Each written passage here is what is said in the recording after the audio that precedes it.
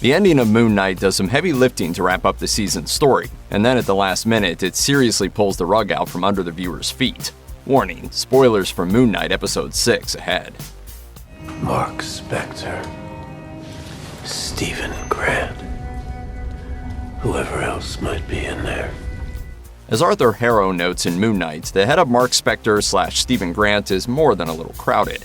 By the time the finale episode is over, this umpteenth little tease about another personality's existence comes into play in a major way. Despite the warnings of Taweret, Marc Spector turns back to his peaceful field of reeds and chooses to rescue Stephen from Duat. He still finds a form of peace, though, after finally confessing that he needs Stephen to keep together, and even calling the cheerful Brit identity his only true superpower. A pretty heavy statement from a guy who wields powers granted by a moon god.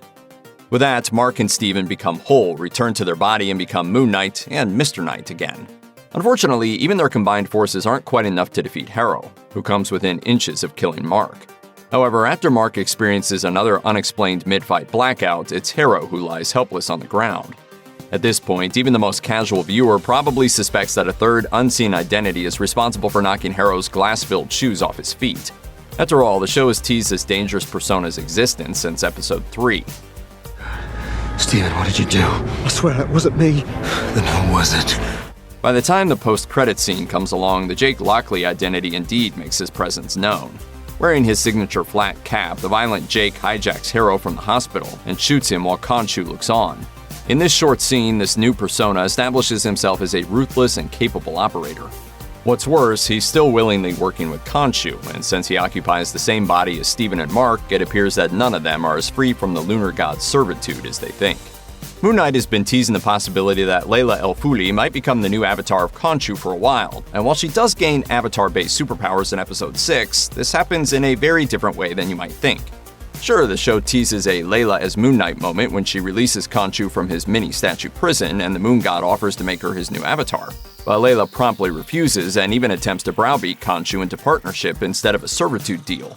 This doesn't go particularly well, but as it turns out, this isn't the first time Layla cold shoulders an Egyptian god's avatar offer that day. Only an avatar can do it. I said no. Earlier in the episode, Taweret delivers Marc's message to Layla and throws in a far less ominous avatar deal in the process. Wary of Marc's negative experiences, Layla initially turns Taweret down, but reconsiders upon learning that Team Egyptian Pantheon needs more avatars to successfully trap Ammit. As such, she accepts the Hippo Goddess's offer. This proves to be a good call because the delighted Taweret provides Layla with some welcome information about her father's afterlife situation and grants her a cool winged costume. Wow, you look amazing. What are you wearing? Layla appears to highly enjoy her new avatar powers. What's more, the show pretty much states that she's not going anywhere anytime soon. When a young girl asks whether she's an Egyptian superhero, and Layla immediately confirms that she is. Just like that, Moon Knight has delivered the origin story of a character who's been confirmed to be the Scarlet Scarab, making her debut in the MCU. Harrow continues his penance-filled path in this episode of Moon Knight, and his mission to let Ammit clean the world keeps adding to the show's body count. After pulling assorted don't resist and you don't get hurt stunts, including one on the Egyptian god's avatars, he finally releases the crocodile-headed judgment deity, who promptly makes Harrow her official avatar. From this point on, things play out very much like Harrow promised in Episode 1. Ammit's followers start cleansing the world, and the goddess feasts on the souls the scales deem unworthy. Unfortunately for the villains, the plan is rudely interrupted by the freshly resurrected Moon Knight and the Taweret-powered Layla, who manage to defeat Harrow and trap Ammit in his body. The shock is enough to hospitalize Harrow, but even then, he finds no peace despite Ammit's promises. Instead, Jake Lockley unceremoniously abducts and shoots him, destroying Ammit in the process. It's not exactly a surprise that the villain loses in the end, but the way Episode 6 presents Harrow as a vulnerable, hurt, and deeply regretful man who's simply going through his twisted perception of doing the right thing is a pretty nice take for an MCU antagonist. By the time he's forced to act as Ammit's living, broken vessel, Harrow has clearly endured so much pain that even the hitherto implacable Dr. Harrow construct in Marc's mind is hurt and terrified. Few MCU properties can escape the big CGI ending battle, so by the time Harrow stands on the pyramid and Moon Knight is flying around, it's clear that Moon Knight is about to deliver on this front. Instead of the Harrow-Moon Knight showdown that you might have been expecting, though, the show turns this ultimate battle into a full-on super team fight. Moon Knight keeps alternating between his main costume and Stephen's Mr. Knight persona. The freshly avatarized Layla soon turns up to help, and Harrow's cultists keep stirring the pot.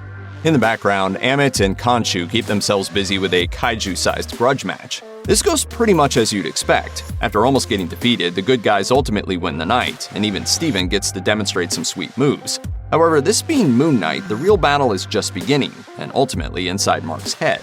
As the post-credit scene reveals, Khonshu's taken to deploying Marc's third personality, Jake, as his secret avatar, which effectively renders his release of Marc and Steven completely moot as they share the same body. And so, like Cycles of the Moon, the protagonist ends where he began, in Steven's messy London apartment with a confused main character's leg chained to his bed in a futile attempt to stop blackout walking, and the same song playing in the background. Meanwhile, a mysterious violent personality is making moves out in the world. Moon Knight doesn't shy away from the fact that Khonshu isn't the nicest or most effective deity around. As everyone from Harrow to Layla is quick to point out, he's an abusive and treacherous entity at the best of times, and Khonshu himself is quick to confirm all the negative reviews with his condescending attitude, overly theatrical delivery, and rampant name-calling. It doesn't exactly help the Moon God's case that he manages to get himself trapped in a statue halfway through the show, and starts throwing shade at Layla the second she releases him. The end of Moon Knight Episode 6, however, features copious Khonshu action, and makes it clear that the deity is far more than a pompous poser. Not only does he fearlessly engage the dangerous Ammit in combat on 2 separate occasions, but he also reveals himself as the kind of ruthless trickster that Loki would be proud of. His interest in Layla as a potential future avatar was a feint all along, and the Moon God has actually been working with Marc's Jake Lockley identity to ensure that he stays in Khonshu's service. Though Khonshu is technically fighting evil, it certainly seems that he's no angel himself, and may actually be outright dangerous. He's extremely dedicated to keeping Marc, Steven, Jake as his avatar, and his final scene in the episode hints that this obsession is about to turn hostile. Not only does he outright declare that Marc's troubles have only just begun, but his new sweet suit resembles the outfit he wears in the Jeff Lemire-penned Moon Knight comics, where Khonshu is the villain. Check out one of our newest videos right here. Plus, even more Looper videos about the Marvel Cinematic Universe are coming soon. Subscribe to our YouTube channel, and hit the bell so you don't miss a single one.